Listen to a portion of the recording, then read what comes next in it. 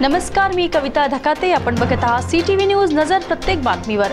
हिंदी आणि मराठी भाषेत बातम्या प्रसारित करणारे जिल्ह्यातील एकमेव channel. Sponsored by Sukhkarta associates. आता पाहूया गेल्या 24 तासातील बातम्या पटापट. शेतकऱ्यांचा सातबारा कोरा करू नये आश्वासन देणाऱ्या महायुती सरकारने शेतकऱ्यांना पीक कर्ज भरावयास बाध्य केले. पीक कर्जाखाली डुबलेल्या वाशिम येथील एका शेतकऱ्याने चक्क आपली किडनी, यकृत आणि डोळे विकायला काढले. तसा बॅनर त्याने आपल्या शरीरावर लावला. राज्यात दर दिवसाला 7 शेतकरी आत्महत्या करण्याचे प्रमाण असल्यानंतरही सरकारने मात्र शेतकऱ्यांना वाऱ्यावर सोडल्याची चर्चा आता शेतकऱ्यांमध्ये सुरू आहे.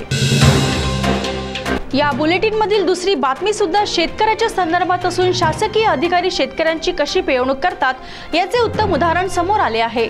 बल्लारपूर तालुक्यातील एका शेतकऱ्याला तहसीलदारांनी पटवर्णी 2,20,000 रुपयांची लाच मागितली.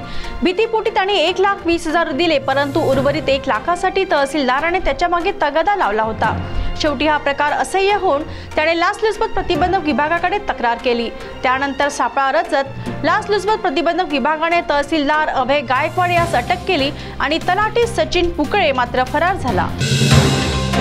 12वीचा पेपर संपताच एका कुमारिकेने आपल्याच नात्यातील एका मुलासोबत पळून जाऊन लग्न केले आणि त्याचे फोटो आपल्या नातेवाईकांकडे पाठविले. परंतु कुमारिका ही नाबालिग असल्याने तिच्या भावाने पोलीस स्टेशनमध्ये जाऊन तक्रार दाखल केली. पीडिता ही आपल्या भावासोबत राहते.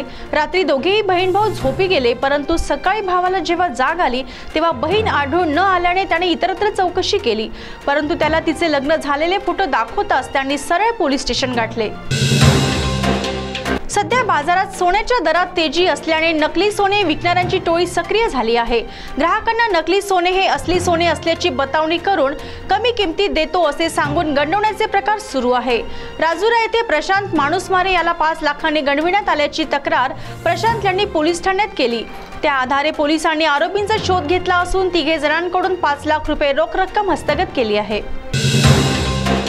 सिंदेवाही तालुक्यातील लाडबोरी परिसरात बिबट्याचा वावर वाढला असून गेल्या महिन्यात त्याने 10 पाळीव प्राणी फस्त केले आहे. त्यामुळे या बिबट्याचा बंदोबस्त करावा अशी मागणी गावकऱ्यांनी वन विभागाकडे केली आहे.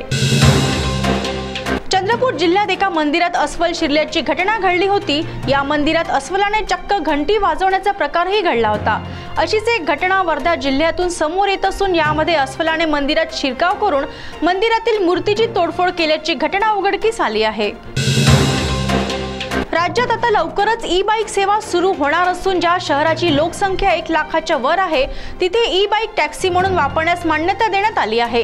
कर्नाटकानंतर अशी सेवा देणारे महाराष्ट्र हे दुसरे राज्य ठरले आहे.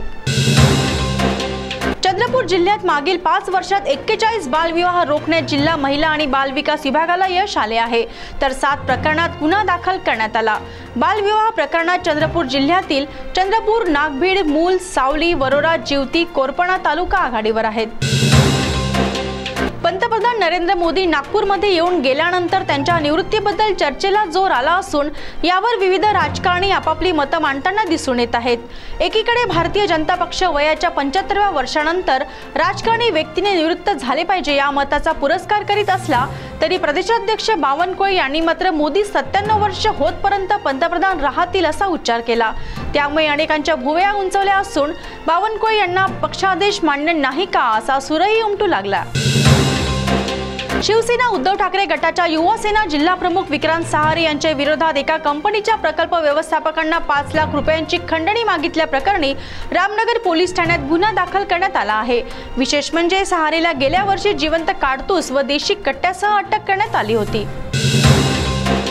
तर या होत्या आजच्या पटापट बातम्या. लवकरच भेटूया पुन्हा काही नव्या बातम्यांसह. तोपर्यंत अशाच बातम्यांची अपडेट पाहण्यासाठी बघत रहा CTV न्यूज. नजर प्रत्येक बातमीवर. नमस्कार.